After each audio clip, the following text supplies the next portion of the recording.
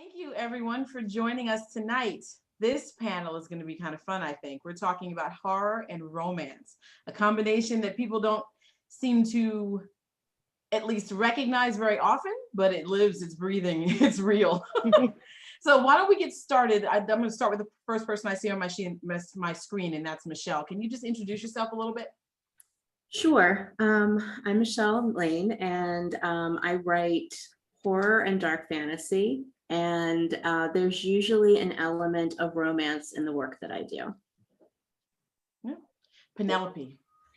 I'm Penelope Flynn. I write in horror, science fiction, dark fantasy, dark fiction, erotica, and erotic romance.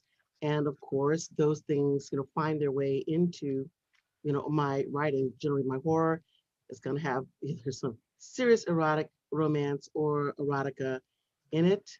And I just think they go together really well. Mm-hmm. Gini. I am Gini Koch. I write the Alien Catherine Kitty Cat series for Dog Books, and I also write under 6 other pen names, including JC Koch, where I write horror, and I definitely put horror in romance. I think the monster deserves to get the girl or the boy. Nice. Did you say 6 pen names? Yeah, so far. There's another one that's just that it looks like I'm going to have to pull out because of some stories I'm submitting. So yeah.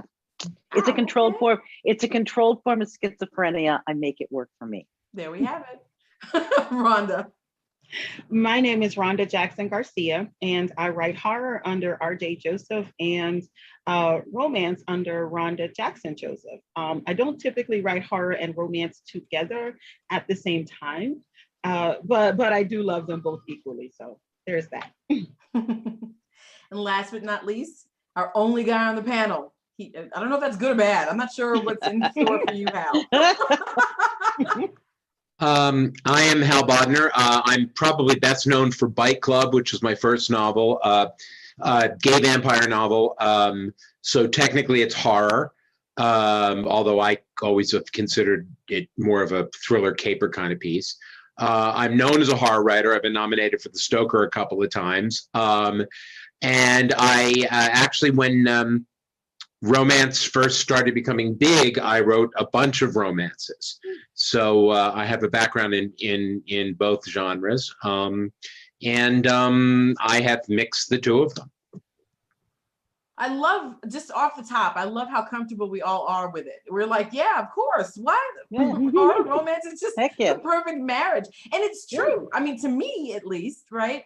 I wrote this article a little while ago, maybe 2 years ago, I think, that talked about how horror and romance were so closely linked, and because they're both rooted in these strong emotions of desire and need. I mean, I think that you can't really separate them. They're kind of straddling the line together.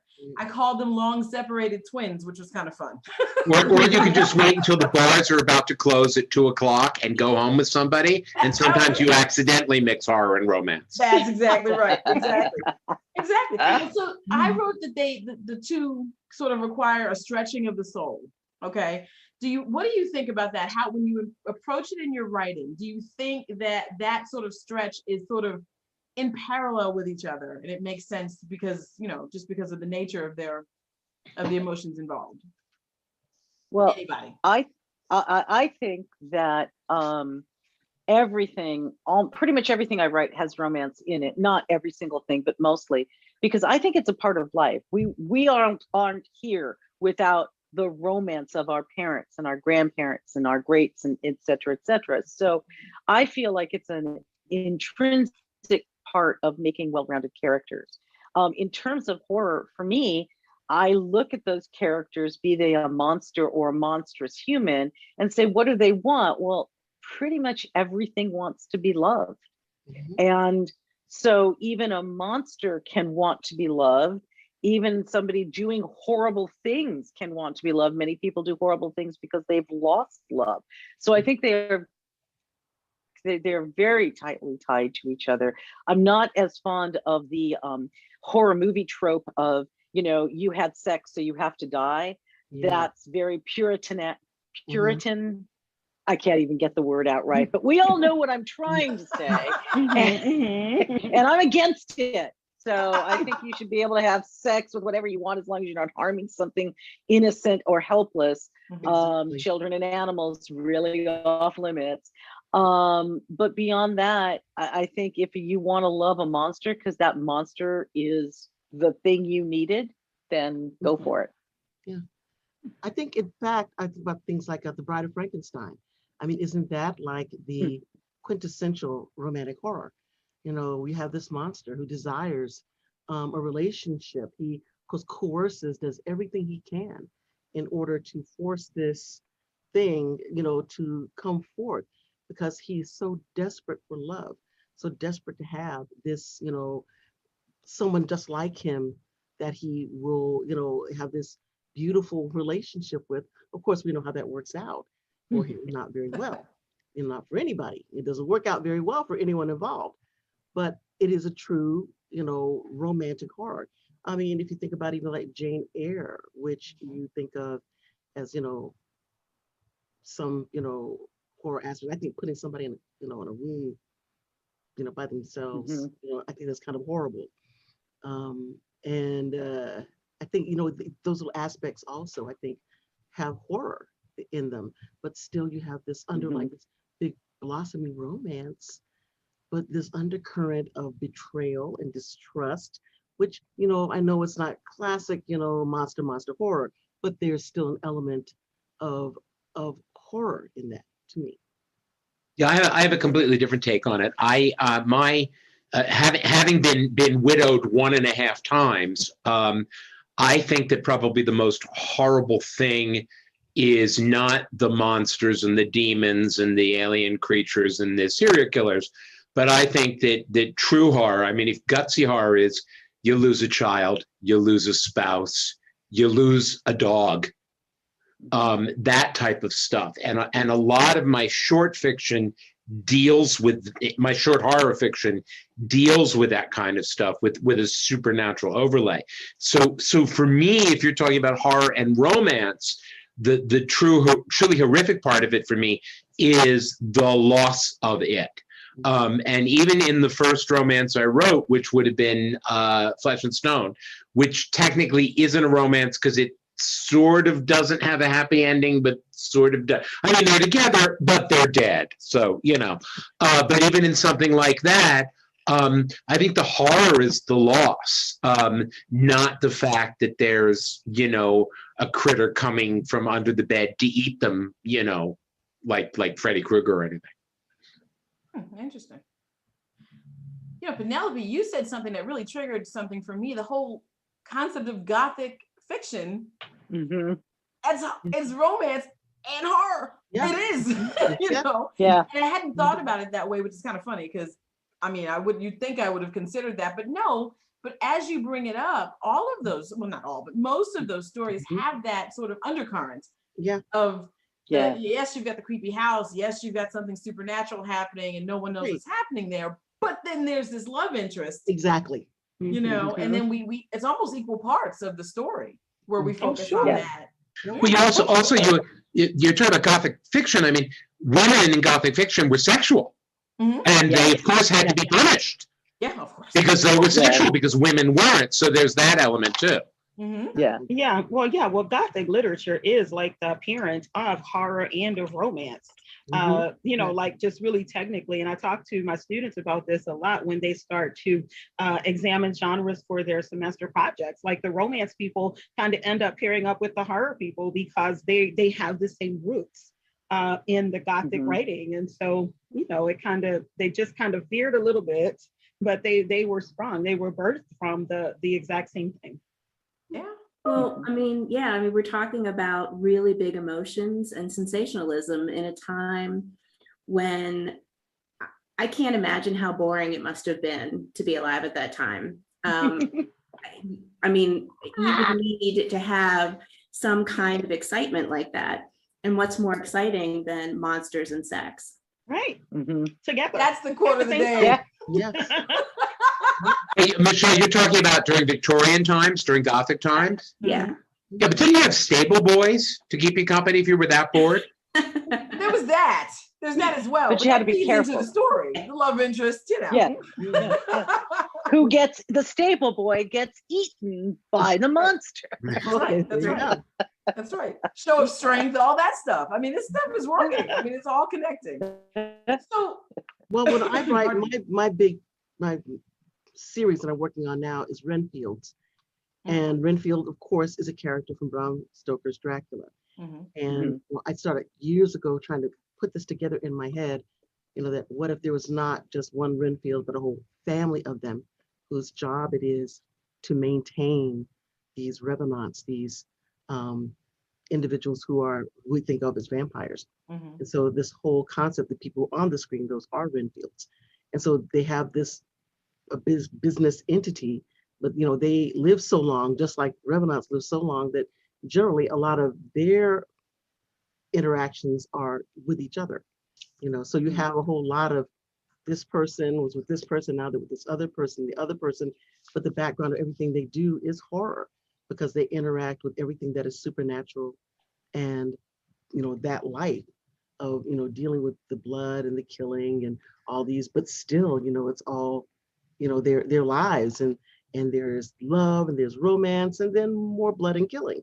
right. And it all, you know, kind of mixes together.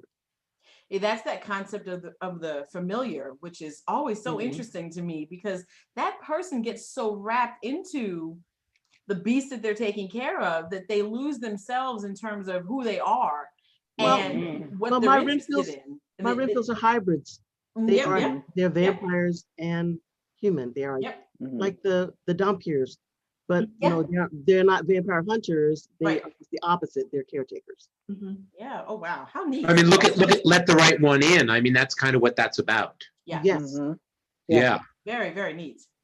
Well, honestly, I mean, Buffy and Angel, in those series, vampires are very clearly demons, and yet we're still watching a lot of, and I mean, Spike and Drusilla, and Spike is probably the most romantic character in both shows. Absolutely. I loved Spike. He was my favorite character.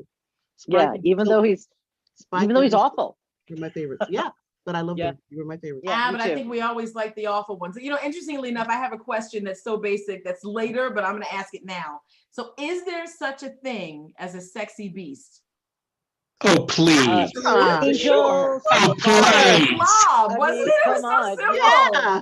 Of course. Yes, But if you talk to people outside of what we do, they're like, oh, what are you talking about? I mean, the vampire they're thinking about is not the vampire I'm thinking about. I don't know if that's true. I don't know if that's true. I mean, women threw themselves at Bela Lugosi. True. And he was not an attractive man. No. You know, there's someone for everyone. Being human. Aiden Turner and being human. My gosh. Oh my God. Yeah. Oh my God. Can I order a pair? No joke. No joke. Well, I mean, I'm just going to go right back to Spike and Angel and every Spike, Angel, every Nick Knight. Okay. Eric Northman. Alone shows Eric Northman. Yes, absolutely. You know, and I think that's on purpose because we romanticize vampires, but let's talk about a different beast. I mean, that's an easy beast. They look human, kind of. Nosferatu. You know, what else? Nosferatu. Give me a whole other kind of. Well, no, have you seen what Nosferatu looks like? For Nosferatu. Well, how about Disney? Disney's Beauty and the Beast. Exactly. I mean, we watch a lot of Disney around here. Of course, with context, you know, we got to talk about these things. But I mean, Beauty and the Beast, beast. I mean, if I wasn't married and all, you know. Really? I mean, is he thinking about it? Yeah. Is he sexy? I think I would date him. Oh my God. There's something about him. There's something about the way that he is personified. Right. But there's also that vulnerability, like especially when he starts to realize that he can't be all bluster with Belle, right? And he starts to kind of try to humble himself, and you can actually see that effort. I'm like, man, that's pretty sexy right there. I think that's the difference between men and women. I think that's the difference between men and women. Would it be okay if we have Gaston as a jump off? Would that be all right? See, Gaston is just so rude and just the jump off. That's all. Yeah. If he had to talk, can he just not talk, and then maybe we can play with him. Right. But Hal has an interesting point I'm interested to pursue. So you think that's the difference between men and women, just the physicality of the sexiness, or what? Oh, I would have taken Gaston 20 million times faster than the Beast. Okay. But I think women are much more concerned with, I don't know, there's a reason I think why the romance readership tends to be female and gay men. Because, straight men are very, they're not in, most of them, I'm going to make a generalization, but they're not into the whole, vulnerability, blah, blah, blah, blah. I mean, they want, kazungas and whatever else, and they're happy. Yeah. And I think that's a cultural thing. Well, you know what? But the thing is funny is that that's the way, I find myself to be very visual. I am very visual. I like good looking men. I post my photos. My men are beautiful, gorgeous. My women are beautiful, gorgeous. I think that women for a long time have been told we are not visual. We are more maternal. We deal with feelings. And I think that's the lie, and that a lot of women feel that they have to fall into that, which is why I think, yes, that you have romance, but a lot of romance, that gothic romance, that erotic romance, that's the way that women are turning. Because, we said, oh yeah, it's just romance, 50 Shades of Grey, that's all. Right? Romance in there, So, I think women are a lot more willing to roll in that direction. It's just that a lot of times I think it's not appropriate.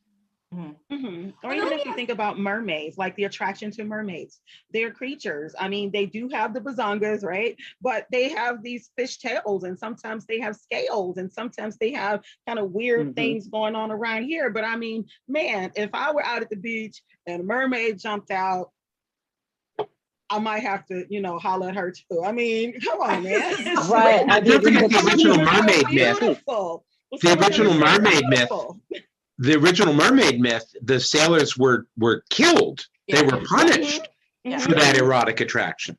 Yeah. True. Yeah. Mermaids are scary. I don't have an interest in the merman. I'm just like, and why? Interesting. It's the same. Well, they're not as beautiful. The mermaids, though, man, they get sparkle and glitter, and they have the hair, and oh man, look. Y'all are hanging out with the wrong mermaid. They are. I'm a Ginny. I'm a Ginny. Oh wait, I can make a good looking merman. I got no problem coming up. Penelope's got it down. Penelope's got it down. That's fine. Yeah. Yeah. These are my guys, my Renfield. Oh, yeah. They are, okay. I think each and every one of them is beautiful. Yes. Right. Yeah. I like pretty. I think Yes. most people like pretty. I think that's both a good thing and a flaw in all of us. But we all like pretty. It's just happily there are lots of expanded definitions of what is pretty. Exactly. So, exactly. I think it's interesting when we're talking about pretty and we're talking about romance and horror. Does anyone remember? He was the kid that was in Magic Mike, the blonde. Alex Pettyfer. He was in a thing called Beastly. And I got to tell you, he was the prettiest beast from Beauty and the Beast that I'd ever seen. Sure. Yeah. But that's Hollywood. Yeah. Well, he looks pretty, but he also looks kind of dumb. Well, I'm not saying he is, but he looks kind of dumb. If you think about this, though, the pretty is one thing, right? And this is true of all of it. If we go back to what we think about romance, it's pretty, but then there's also unattainable. Like, he's hard to get. He's pretty, but he's aloof. He's not throwing himself at you, so you chase him. And he's, I don't know, all these different things. He's womanizing, but you want him to talk to you only, or whatever it is, whatever that is. Right. When you look at your horror fiction, are you changing that? Because in horror fiction, we don't always stick to the trope, right? We kind of pave our own way on that side of the genre. When you're doing horror and romance, are you sticking to those love interest tropes? Because in romance, and I didn't know this initially, right? Because I don't read, it's funny because I write some romance in my horror, but I don't read romance exclusively, like just a romance story. I read one and I thought, oh my God, I can't, it was too so many flowers and so much. Yeah, I couldn't. It was done. You read the wrong one, but yeah, that's the wrong romance. Ooh, it was too much, like really. But and it was like no sex too. It was like straight romance, like no. One of those. Yeah. I was like, really read the wrong one. But anyway, Wait, are you talking about romance or are you talking about erotica? Well, Because no, they're two different things. absolutely. And I'm saying I read a romance that Okay. the You made a traditional mistake and read a romance. romance. I don't like Yeah. the traditional romance. I can say that now. But what I'm asking is this: romance has a whole lot of expectations, right? You have to, everything has to work out good in the end. If it doesn't work out well, then you're not really writing romance, as I've understood. Right. Gotta have that happy ending. Do you follow your male interest, your love interest, doesn't have to be male, but your love interest has to be strong, and there's gotta be angst, and there's gotta be all of this stuff in order to be a traditional romance. How are we approaching that when we write our horror, which is kind of free for all? I hate to say that about my genre, but we don't deal with a lot of those tropes. Well, romance is a format, not a genre. Okay. I mean, we call it a genre, but the ones I've written, they gave me style sheets, and I was writing erotic romance, so I had a certain amount of time between that I could write plot and between sex scenes. Basically, there were a certain number. They had to do certain things. You had to have, and I think horror kind of frees you. I think there's a difference between mixing the format of romance and horror, which you can do, and putting romance into horror. I think it's a lot more difficult to put horror into romance because romance is so structured, but it can be done. How are you handling that? Anyone who's writing that today? I have a piece that it's a first person POV, and my protagonist does not know until very near to the end of the story that he is the monster. He's crawling up from the depths, and he's so excited to finally have found, the open air and the lights. He doesn't realize he's a ghoul, and he goes to this party that's nearby, and there's a beautiful young woman being terrorized by a very beautiful, handsome man. And ultimately, he saves her. And she, even though he realizes with horror, he's the monster and he's ready to leave. And she runs after him because she, as far as she is concerned, he is what she has prayed for to save her. And they go off together. And, ultimately, his ending is ultimately, she's going to, the ghoulish community, all the undeads, they take care of her. She's a precious jewel because she doesn't see them as horrible. So I think you can do that. It's probably one of the most romantic pieces I've ever written, but it's absolutely horror. But that's a romance ending. Definitely. She's written it romance. That he never thought he'd get, but it's a horror piece, but it is a romantic horror piece. So, whereas if she'd rejected him, or that would be more of in the horror style, I think, because of the rules of romance. Yes. Yeah, I mean, I write there are romantic elements in almost everything I write, and I'm delving more into erotica. Every time I sit down to write, I feel like there's more sex on the page. But the thing about that is that you're talking about the structure of romance and how there's usually a happy ending or a happy for now if you have a series or whatever, but rarely do my characters have happy endings, which I think is where a lot of the darkness is coming from. You have mainly two characters, but I'm working on a series right now that the main character she's a succubus, and she's in an arranged marriage to a fallen angel. And they have this long courtship because they cannot consummate their marriage until she turns 100 years old. And because she's a succubus, she has to have sex with other people, and it cannot be him. So I'm having a lot of fun writing it because, their relationship is really complex and complicated, and there's a lot of tragedy. Eventually they're going to end up together, but it's going to take a lot of time and patience for them because they are not allowed to have intercourse during that 100-year time period. So yeah, I mean, I love romance, but only, and this is, maybe this is a confession, but I am only interested in romance if there are monsters present. Here's the thing, Michelle. I don't care about human beings having a happily ever after. That is boring. I don't care. But see, if you're not writing, I want vampires, I want demons, I want fallen angels. Absolutely. Yeah. That's it. yeah, but Michelle, if you're not writing a happy ending, you may be writing something very romantic, but you're not writing romance. Yeah, see, that's the weirdness about the readers, is we don't deal in that in horror, like not as much. Right. And so that's the problem. And that's why I posed the question, because I found that to be restrictive. I don't think I think I write romantic elements. There's some sex on the page. Yes. But there's the happy endings not happening. I write psychological horror. There's nothing happy here. And I'm not gonna change it for that.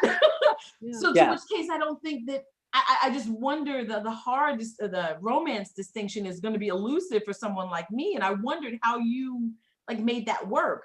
Look, Fatal Attraction is not a romance. No, it's not. It does not follow the tropes. You didn't think that was. It is not.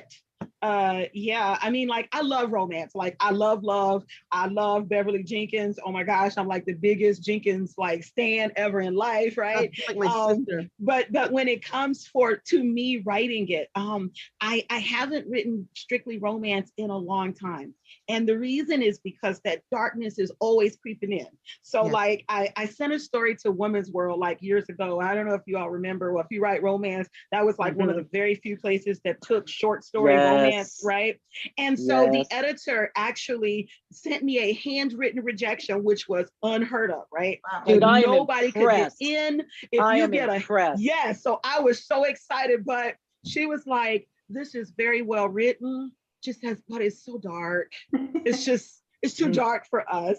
And I think that's kind of the thing that I started noticing, even my MFA thesis, I went to Seton Hill as a romance writer, right? And so my thesis is a traditional romance. It has all the beats. However, it is dark. I mean, it's still kind of dark, not dark enough to be called paranormal romance or urban fantasy. But I realized that no matter what I do, that darkness is going to creep in. And so I don't think there's a problem with putting darkness into romance, as long as it has, I keep harping on this, as long as it has the happy ending. And the reason I harp on it is because I got slammed because I have difficulty writing happy endings. And when you've got a contractor. But happy is, are they together? I mean, I just wrote a short story where a group of guys kind of gang raped this one partner in a romantic partnership, right? And so her lover turned into a tree and she killed all the men. And then she took her lover's body and she was nourished by her corpse. And to me, that is love. To me, that is the ultimate. It's man, she gave you her heart, body, and soul willingly. Tell me you're a member of the Horror Writers Association, because that story right there. That's of course I am. That's not a romance. But to me, that is happy. They get to live forever together, entwined in the most intimate of ways. Rhonda, are you and Hal separated at birth? Because he has a lot of stuff. Rhonda and Hal apparently share a brain on this. That was everything just then. I don't know if you all were listening to that. I mean, gosh. It was, to me, that was just the most, when I think about the ultimate sacrifice, what would you do? Are you willing to turn into a tree for somebody? Yes, that means I love you to death. Right? I think there's a like I said, it's a very romantic ending. I mean, like I said, when I wrote Flesh and Stone, they end up dead. They end up trapped in a pair of statues. But they're going to be together forever, and they're okay with that. I love that. To me, that is love. But your average romance reader doesn't see it that way. That's what I was going to say, Hal. That was my next point, because we're all excited about how awesome that is. Romance readers are like, no, where's the romance? White picket fence. That's what they're looking for. So how do you find readers who are willing to handle love and love looked at it from a different lens. I mean, because honestly, everything you just mentioned, right? I like to twist some words. That was yeah. You know, but I'm just saying, how do you look at that? You know, how do you find these readers and get them to understand this is love, just not the whatever you were looking for? Well, you write in a different genre. I mean, I think Gini, when you wrote Plush Life, Gini, that's definitely a romance. I mean, they end up that's a happy ending. Dramatic suspense. And there's some dark shit in that. But very much. Penelope, what were you going to say? Because you were going to mention something about that direct thing. Because writing a different genre, that's easy to say, but difficult when this is what you are and who you are and what you write. Well, you know, it's kind of funny that those of us who say, yeah, we like the horror with some horror in it, but a lot of us like shifters. And I think the concept of the shifter is very appealing to us because we get to ride that edge of the one, because I think the biggest deal for me, a lot of people, werewolves versus vampires. The reason I like a vampire is because they can talk to me. You know? And so Charlene doesn't write romance. Charlene Harris doesn't write romance, I don't think. No. She did before. She did before Susie Stackhouse. Yeah, she used to. Yeah, she used to. But I think that the main thing, though, in finding those readers is, first of all, not to try to trick romance readers. Like, romance readers are very, very smart.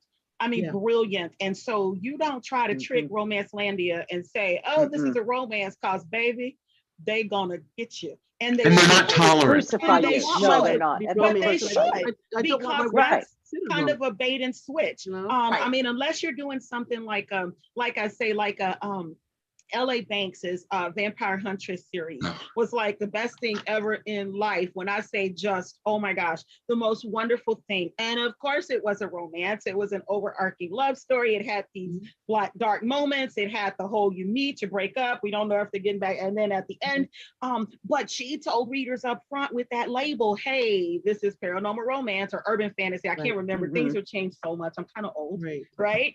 But the label clearly said that to let you know up front, I'm not trying to trick you. I'm not trying to pull a bait and switch. This is what it is. Come ride with me. And some people will. I don't know that as hard as we tried, there are some people that just ain't gonna ride with horror. They just ain't. Oh, and that's fine, because if you're not, if you're not ride or die, I kind of think we don't need you on the team anyway. So, why make someone suffer? You know, when someone says paranormal romance or dark fantasy, dark fiction, I'm probably going to pick that up. You know, I'm probably going to read that. If they said it's straight romance, I'm not going to read that. In fact, one of my Roxanne Bland wrote a book, and it was Invasion was the second one. The first one was The Underground. The Underground blew my socks off. I love that book. But she did Invasion because so many people, I think, have issues with sexual content that she really, kind of contracted on the sexual content. And I'm kind of like, wait a minute, what happened to all my sex? My werewolf sex, what happened to that, man? Right. It's like, but because there was a whole lot of it in the first book, and it was really well done.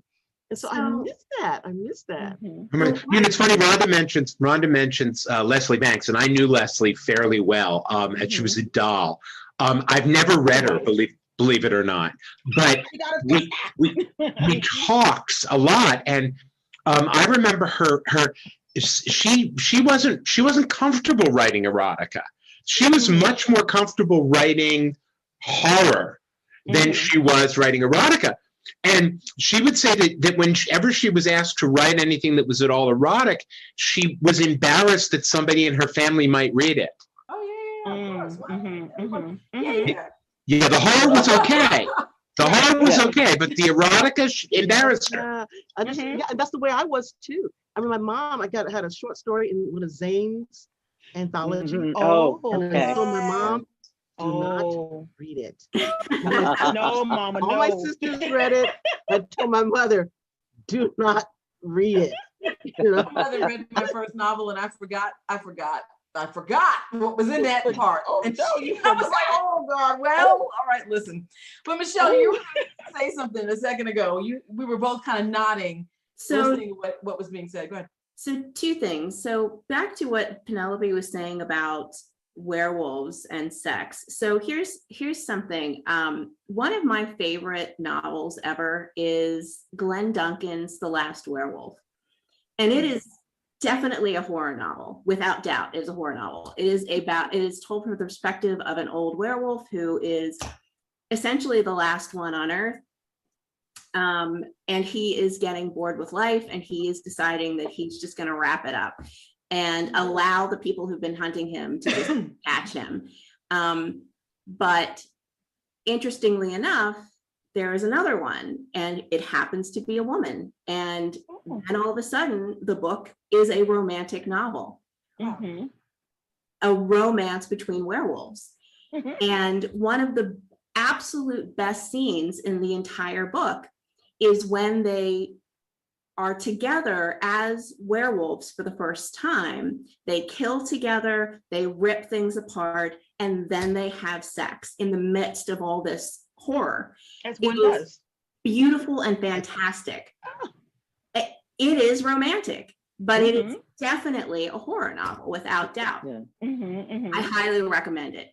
The other thing is that, you know, I think it's interesting that you'd be more embarrassed to have someone read a story where people are having sex as opposed to, you know, a story where someone is getting either stabbed to death or literally, rendered apart by someone's bare hands. So my first novel is it's a supernatural slave narrative, and there's all kinds of graphic violence and sexual violence. There are monsters, and the monsters are better company for my main character than the humans that she's around all the time because she's a slave. But the monsters they're handsome and they're charming, but they are monsters. Like they are not going to be her happily ever after. And so, like Rhonda, that was my thesis novel from the MFA program at Seton Hill. And the entire time I was writing it, people kept telling me that I wasn't writing a horror novel. I wasn't writing a horror novel. People kept wanting to tell me that I was writing a paranormal romance because there's a vampire as one of the main characters. Well, that's bullshit. Okay, just because there's a vampire doesn't mean that it's paranormal romance. Right. He might have an interest in her. He might be trying to woo her, but she's not fooled by what he's doing, and she's not gonna play the game.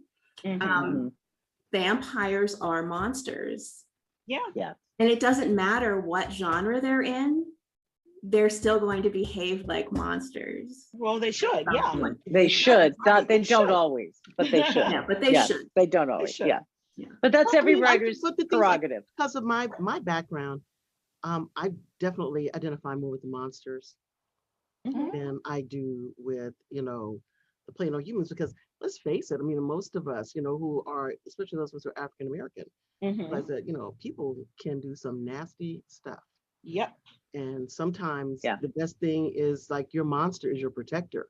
A lot of times. It's something the monster that you grow inside yourself is your protector.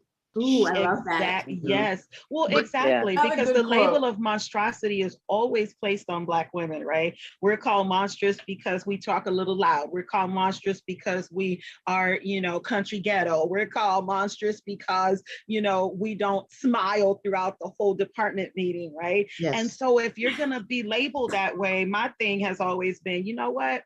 Let's just lean in.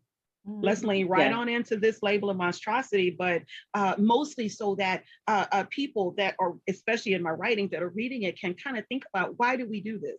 Like, why did we call this mother a monster when she turned her kids into vampires because racism was going to kill them anyway? Yeah, right. And at least this time they can defend themselves. Sure. Sure. There's power. The monster is the strongest person in the whole place. Exactly. Who wouldn't want to be? I've always wanted to be the monster when I was a kid. I'm like, I don't want to be the princess.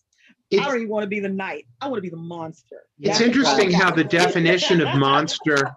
It's interesting how the definition of the monster has changed over time. I think that starting with I would say probably Anne Rice in 78 We have this notion of the attractive monster, the desirable monster. And before then, you really didn't get that very much. You know, I mean, I remember when I made a bet with John Skip and Brian Keene way back at the height of the erotic vampire age, where they bet me that I couldn't write an erotic zombie novel because pieces were falling off and everything. This is before anybody had ever even thought of writing an erotic zombie novel. And I learned two things from that. I learned, one, never write a novel on a bet, because the book is For Love of the Dead, and it's the book that I wrote that is terrible. I mean, it's got some good moments, but it's a terrible book. And the other thing is, I think that you define your monster differently depending on what genre you're writing. For example, if I was writing horror, I would very likely do the Light of the Living Dead kind of zombie. My idea of zombie, because I don't watch zombie movies and I'm not into that, was this gorgeous cafe au lait skin guy running around on an island beach with a loincloth that I could do anything to. Oh. You know, he was just this gorgeous Caribbean guy. Yeah, you went more for the Haitian zombie. Right. Yeah. One. Okay. Yeah. And so that for me was what that was about. And I think that's a very much more of a romantic attitude towards this, and you can get a romance out of that than the people with limbs falling off. I mean, there's not anything really, you got to stretch for that. Yeah, and that's, to me, and I want to talk a little bit about this. I hate all these genres are getting on my nerves now. Subgenres, genres. I really have had enough. Rhonda, you were saying you're over it. Likewise. But paranormal romance. Let's talk a little bit about that, because to me, it's like a catch-all. It doesn't even make sense. You know, so for someone who doesn't write horror and romance much, I think there's more erotica. Like I said, there's sex on the page. It's not a ton of romance, even though, you know, that's there. This paranormal romance catch-all is confusing to me, but it seems to be the space for where there's not going to be the happy ending, and we can have whatever darkness we want. No, I write paranormal romance. Yeah, it does have to still have the happy ending, though, because the word romance. Yeah, if the word romance is there, it must have a happily ever after or happily for now. Well, yes. Well, they have to. First of all, it has to fit those tropes. That whoever's involved in the romance, they have to meet. Whoever's involved in the romance, they have to get to know each other. Whoever's involved in the romance, they have to break up. Whoever's involved in the romance have to get back together. And then there has to be a happy for now or a happily ever after. So it is sort of a space, like you say, Lisa, for those of us maybe who tend toward more darkness, but I've never been able to master. I wrote a short story that was an erotic paranormal romance, and I think that was as good as I could make it, because I just don't, my horror writing brain doesn't work the same as my romance writing brain at all. And so for me to even try to merge the two together, I can have romantic elements in horror all day long. But that was one of my main reasons for getting, one of the main reasons for getting a pen name to write horror, because I didn't want romance readers to even get confused and think if I pick this up, it's going to be sort of the same. No, man, no. Like in my horror, I'm going hard. Like it is hardcore horror. You can't mix it up. I think Gini and Rhonda are 100% dead on. I mean, it's real. Romance is so restrictive. Which is what I could not. I finally said I can't write this, not because I didn't like writing the sex, although that gets boring after a while too. I mean, you know, as I said to Gini once, it shoots, it arcs, it spatters, it drips, and that's about all it does, right? But the genres are very it's very specific in those genres. Let me share something with you. I once had somebody come to me and commission a piece, and they were doing cross genres. And they wanted me to do, it was a noir anthology, so we're a little off topic, but I'll get back on the topic. And he wanted me to do a romance noir mashup. And I couldn't do it, because romance by definition he gets the girl or she gets the guy. Right. Right. Noir, by definition, they don't. Yes. Right. Yeah. Right. Yeah. So where's that mashup? Where's the sweet spot for these folks who want to write what we're talking about, but don't have this happy But ending? you bring elements of romance Yeah. into the other genre. I hear And you. you know but if what? I'm But Yes. think about it. wrong, Well, no, it Go ahead, can't be done. Because think about it. I think so. Blade Runner is noir. Blade Runner is Blade noir. Runner is Okay, also okay. romance, and the guy gets the girl. In the film version, the guy gets the girl, and it's noir and it's romance. Mhm. Mm-hmm. But so if But you it's have hard. a reader who is interested, if you are a horror author Mhm. and you have readers who are interested in your horror work and you're not going to do a pen name and you just want to put your work out there, and this piece has romance in it. I mean, this is Then like it has romance in it. Then it has Yeah. romance. in it. Exactly. Jeannie's right. Then it Yeah. has romance in it. So what? Because I'm- You're trying to identify. Keep in mind, genres only exist Mhm. for bookstores and libraries. Exactly. That's the only Exactly. reason they exist. Otherwise, it's just fiction. Yes. Okay. So stop. What you're trying to do, though, is make the genre, and you don't have to. I'm with Hal and Michelle and Rhonda, and I think all of us, Penelope too. You write the genre that you want to write, and if it has romantic elements, it has romantic elements. Yeah. Okay. I also write funny. If it's got humorous elements, it's got humorous elements. If my Mhm. monster is going to be cracking jokes while he's cracking heads, so be it. That's the story. Yeah. Okay. Yeah. So you don't, and then you let your agent, your publisher, or if you're self-publishing, your critique group help you determine how you tag it. And even so, readers are going to tag it differently. When I was writing the first book, Touched by an Alien, is the first of my Alien series. It's the book that gave me a career. Okay. I thought I was writing a fun paranormal romance. I'm not. Why? Because Alien, it's science fiction. Yeah. Daw said, oh, this is a science fiction story. I am science fiction. I can be categorized as humorous science fiction romance, action science fiction, but science fiction is always there. So I think for those of us that are putting romance into horror, it's horror with romantic elements, a romantic subplot, a romantic this. And because you've got the main genre of horror or mystery or noir or whatever, you don't necessarily have to have a happily ever after, or it even, and really Blade Runner, they only have a happily for now. You know that ain't gonna work. Okay, right. But you don't even have to have it because you have the romantic elements, but your main genre, you follow more of the tropes in that. So I would say it's something not to worry about.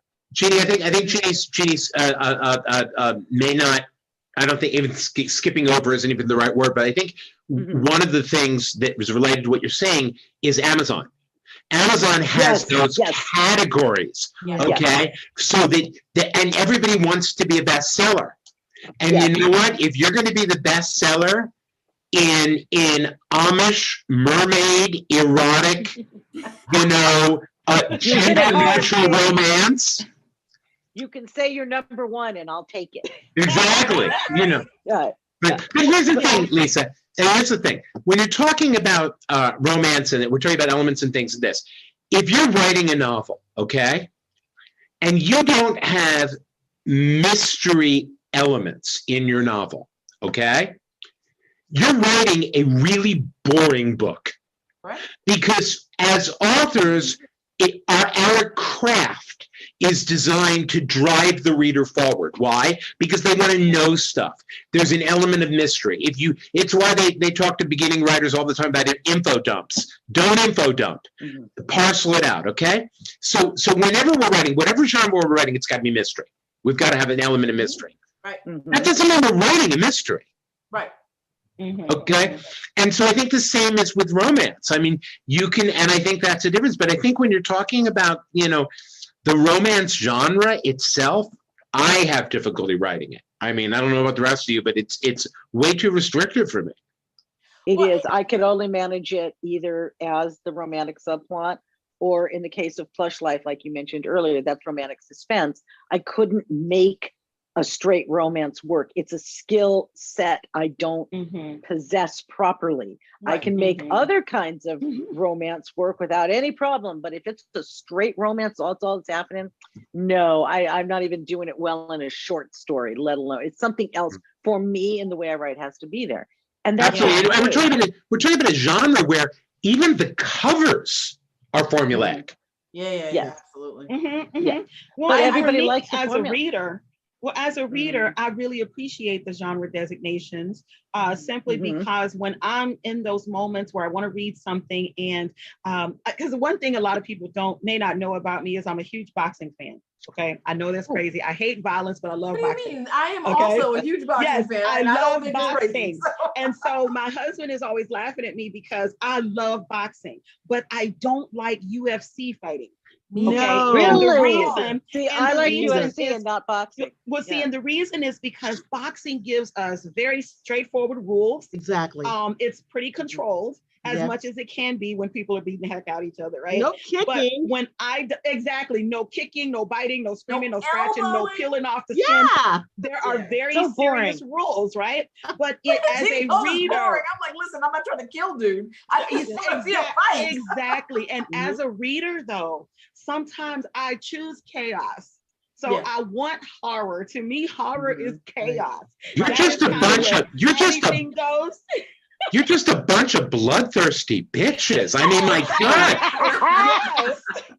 Yes. And I can sign shorts. Yes. And But he's as a right, writer, I'm sorry to say. I mean, Yeah, it's and as a true. writer and reader, when I want something that's relatively controlled, I'm gonna read a romance because I know that what I can expect. Right. And I think that's why I have a hard time writing it nowadays, though, is because my life is anything but controlled.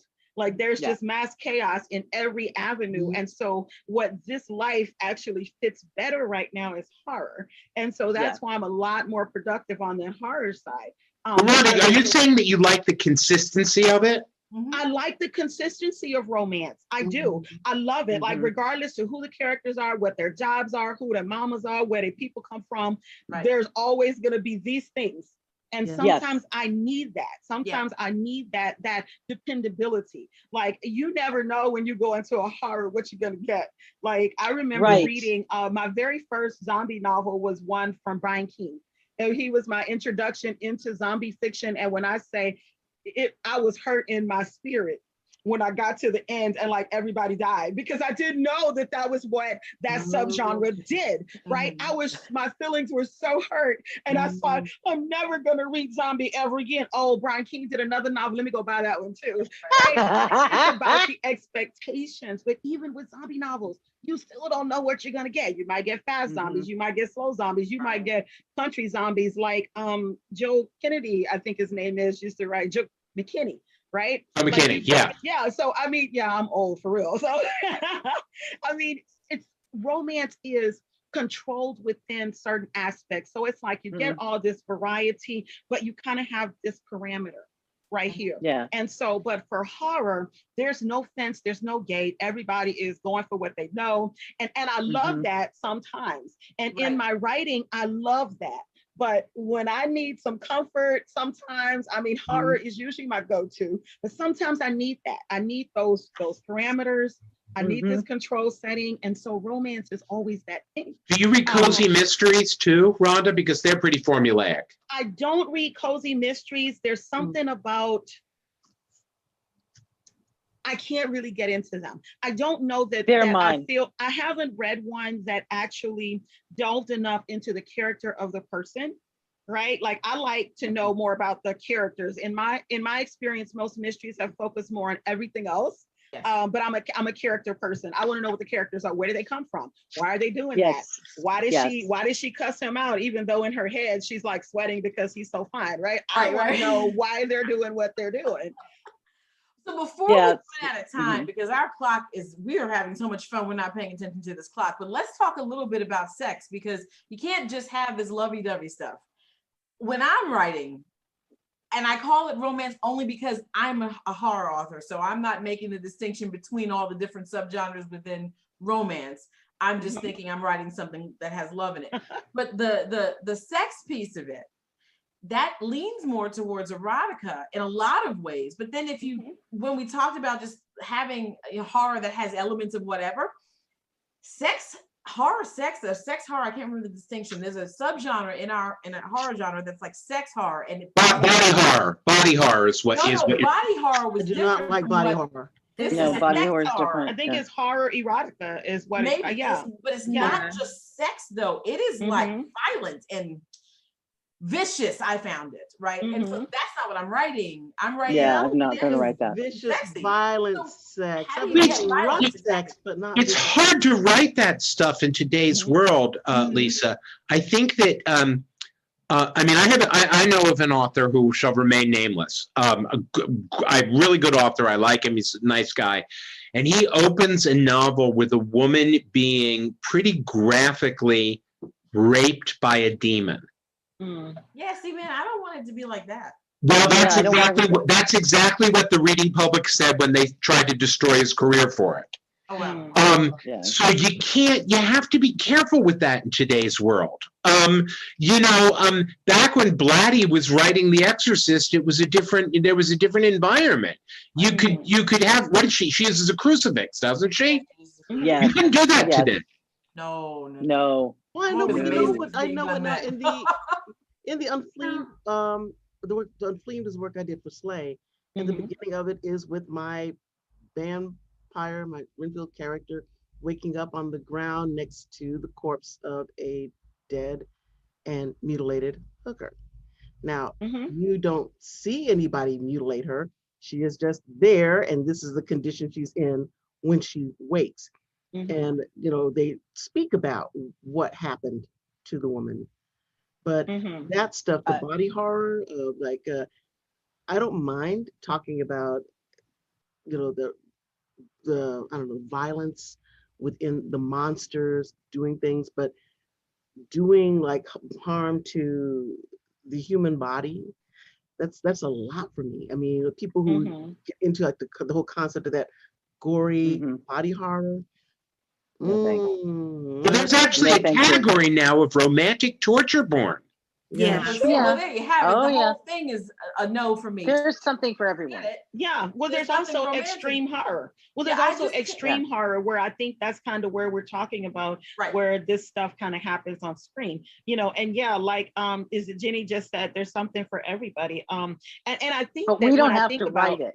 We don't have to write it. But when I think about these things, I think of a story that I wrote that was probably more extreme than I thought it was. I didn't think about it until I actually saw it in print. And the one of the main characters is not necessarily being raped by her husband. He's a demon who wants to procreate.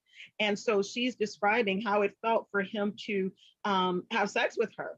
So where she didn't consent, but he kind of hypnotizes her, right? So it's rape.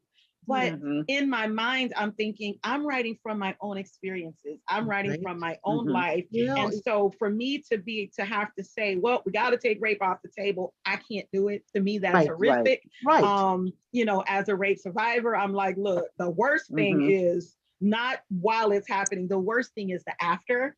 Right. And so I'm like, I can't take it off the table. But it didn't occur to me until after the story was actually printed in the book. And then I saw like something that one of the editor had said. She was like, yeah, we had thought about having to put content warnings. And I was kind of like, oh, well, okay.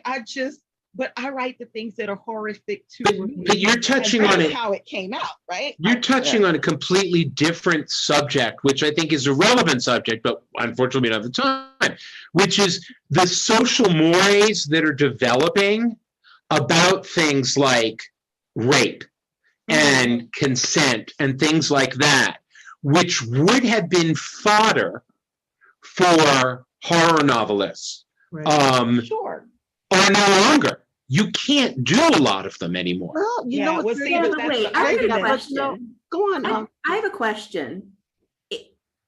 Is it different if women are writing about it or if men are writing about it? We'll see, and that's the thing. Like, it's kind of this whole discussion that's going on right now about Black pictures of Black torture in the media, in movies and things like that. I really am an advocate for not canceling these things. Now, do I argue that they can be better written? Of course. If you put material in the hands of somebody that doesn't handle it well, of course it can be terrible. Right. But Michelle, to your point, I feel like if you say to me, you can't write about slavery, you can't write about rape, you can't write about abuse, you can't write about, your husband being a pig, right? Then I can't write about anything. I don't have any other experiences to kind of draw from. And even if I did, they're gonna be homogenous. So I think there is a difference in the handling of it. But one of the biggest problems we have with that is this. And what it comes down to is that because it's inappropriate for one person to write it, doesn't mean that it's inappropriate for another person to write about it. Sure. It's like, it's like that thing they tell you, write what you know. And from this write what you know, unfortunately, before that we get a whole lot of things like what do you call Black exploitation films written by people that didn't know anything about Black people. Sure. But I think on another subject, I would strongly disagree with that, and here's why. In my own community, we have, the gay male community. There's guy-on-guy romance, specific guy-on-guy romance. Yes. The overwhelming majority of guy-on-guy gay romance is written by women. That's not the There's same an thing. argument, pardon? It's not the same thing at all. Well, I think it is. And I think that if you're going to talk about appropriation on any level, you have to be inclusive on it. But I think the problem is, again, okay, and I know we're going to get off topic, and I don't want to get way off topic. But see, this to me sounds a little bit about, a white male is going to tell me, a Black female, what it is about. A gay man. A gay man is telling you how he feels about people who are not gay men writing about gay sex, which they literally know nothing about. I know that's not what happened. What happened was I talked about Black people, and he told me that I was incorrect.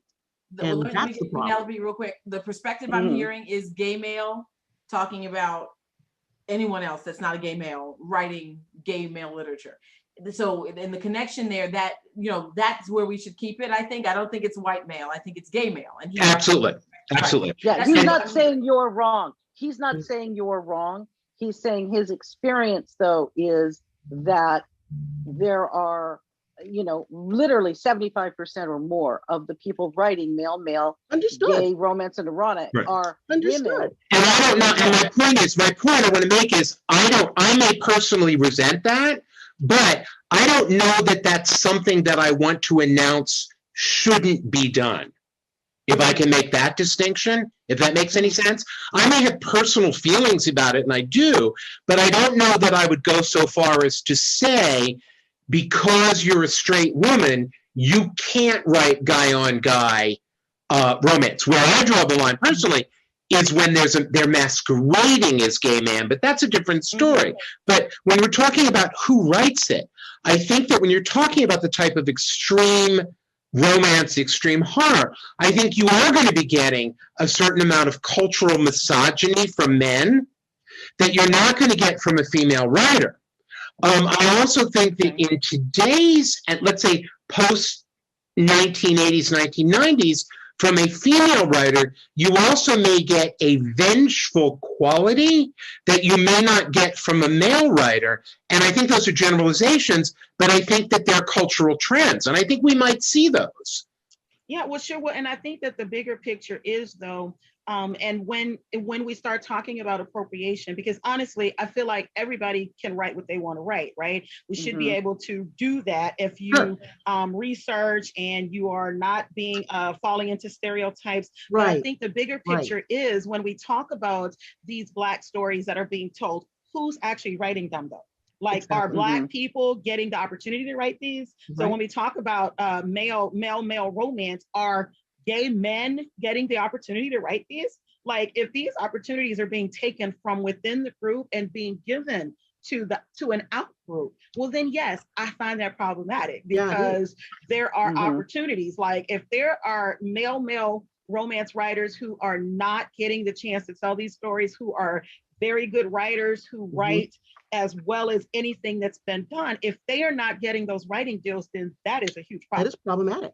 Yeah. That's very problematic. And my point, by the way, was not to divert, but my point was to respond to Michelle's comment, which was what you can do in romantic horror and horror and romance.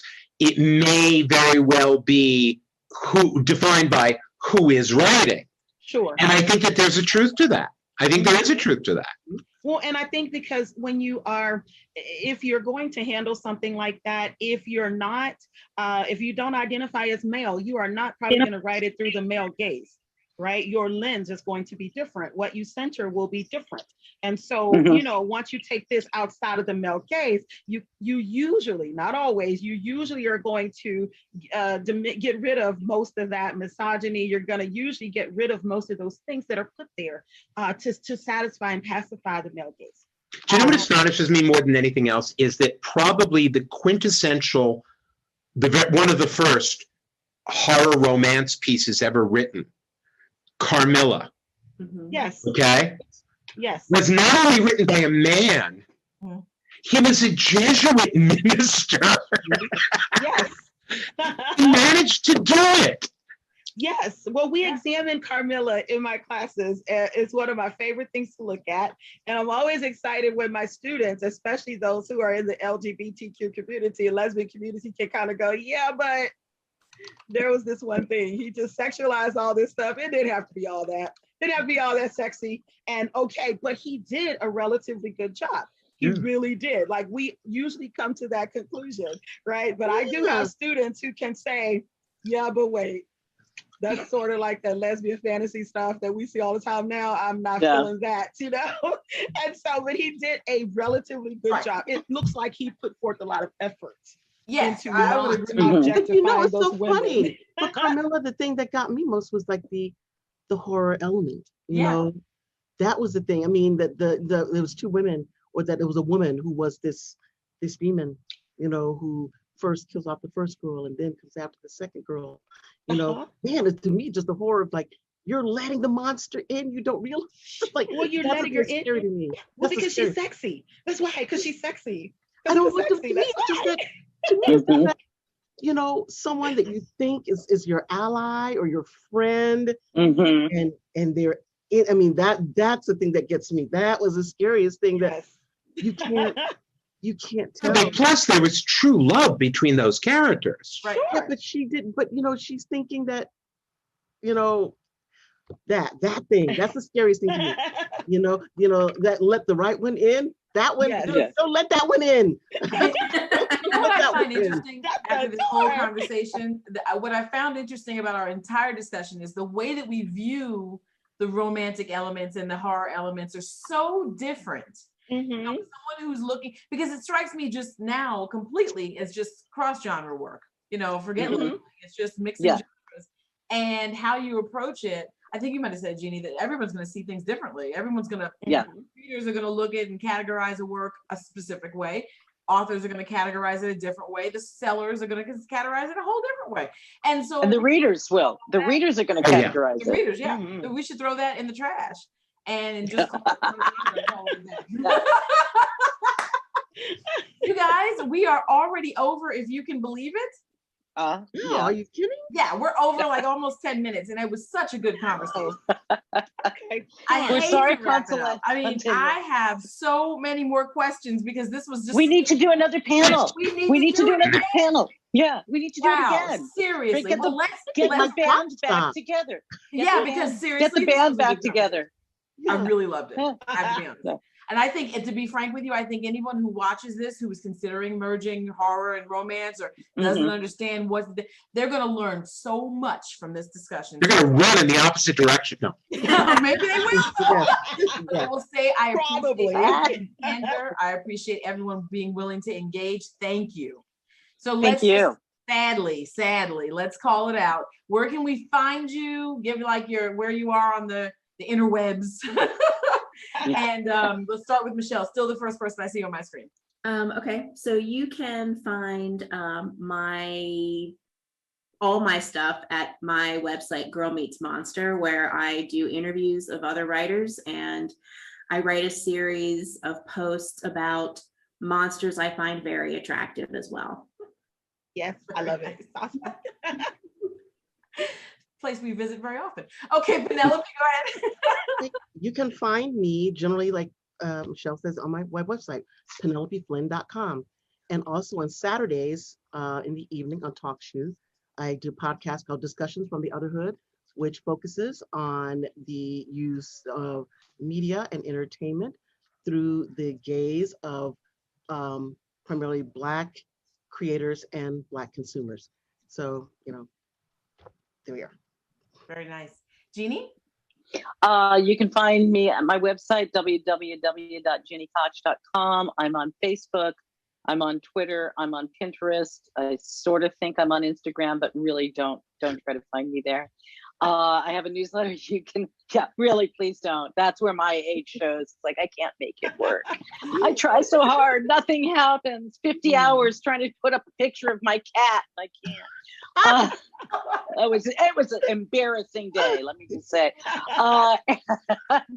You can sign up for my newsletter, hook me up off of my website or my Facebook fan page, Gini Koch, Hairspray and Rock and Roll. I probably have something else, but that'll do. Rhonda? Well, I am the outlier who is very tech challenged and who has her teenagers working on a website for her right now. So until that is done, you can usually find me lurking on Twitter at R Jackson Joseph. If you need to find me, I'll be there. Even if I'm not posting, I'm there. R. Dr. Joseph? At R Jackson Joseph. R. Jackson Joseph. Okay. Yes. How? You can usually find me in the alley behind the Gold Coast bar. No, actually, that was many years ago. Oh my gosh. Not that many years ago. HalBodner.com is my website. My husband set it up. I am just starting to learn how to blog, which will be fun. And that is because of Gini's influence. Most of my books, not all of them, are available on Amazon, which is the best place to go. I am rather verbose on Facebook, as you can probably tell. And I'm going to yell at Gini on Read This, which Gini forgot to mention. I do a book club. Gini's book club. Nice. Okay. Yes. So, yes, Read This cool. every month. Yes. So, and Hal is my guest host when it's my books. So he is the guest host when I am book of the month. That's that age-old question. Whatever possessed you to write that? No, I'm kidding. You laugh, but he does ask things like that. Oh my goodness. Very relevant. I love it. I love it. If you're ever looking for me, you can find me at elmariewood.com. And I set that website up myself. So I'm constantly playing with it and I can't stop touching it. I don't know what's wrong with me. I need to leave it alone. But anyway, I'm also on Twitter, elmariewood1, and Facebook, elmariewood. So I got my phone out now trying to do these. We are going to share it after. We'll share it after. We can do it after. Yeah. Okay, yes, please. Somebody said phone? We definitely did. Rhonda and Hal are really sharing a brain. Okay, Rhonda and Hal are we really are. Like, we really are like, twinsies. I don't know. I'm glad to meet you, twin. Folks, stay tuned. This is probably going to have a part 2. I swear. I don't think we're done. We have to. We have to. Thank you so much, everybody. Hang out for the after party in a couple minutes, folks. Have a good night, crowd. I hope you learned something for sure. Night. Thank you. Good night. Good night. Night, folks.